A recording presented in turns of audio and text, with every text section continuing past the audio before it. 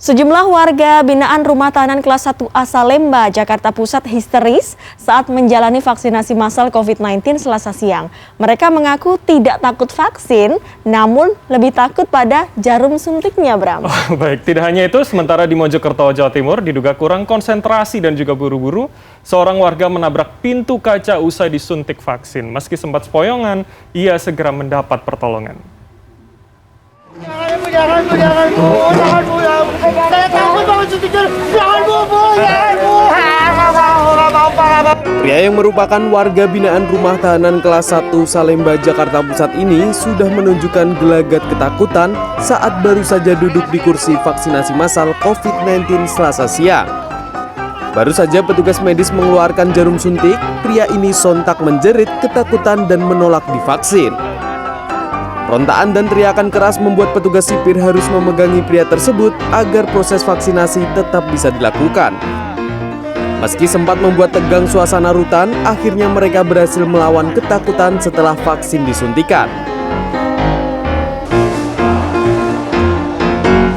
Hal yang sama juga dialami Warno, seorang warga binaan Lapas Kelas 2A Purwokerto, Jawa Tengah saat akan disuntik vaksin Selasa pagi. Petugas harus menenangkan dan memegang tangan napi ini saat petugas memasukkan jarum suntik ke lengannya.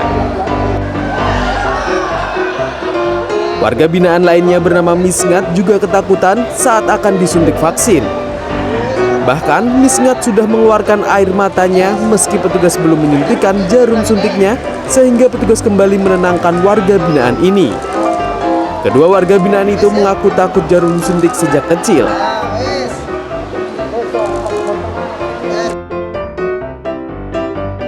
Diduga kurang konsentrasi, seorang warga menabrak pintu kaca usai mengikuti vaksin.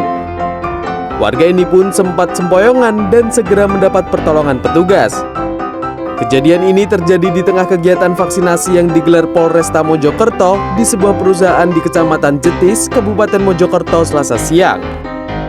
Salah satu peserta vaksinasi bernama Mugiono ini mengaku menabrak pintu kaca karena dirinya kurang konsentrasi sesaat setelah vaksinasi dan terburu-buru untuk segera pulang.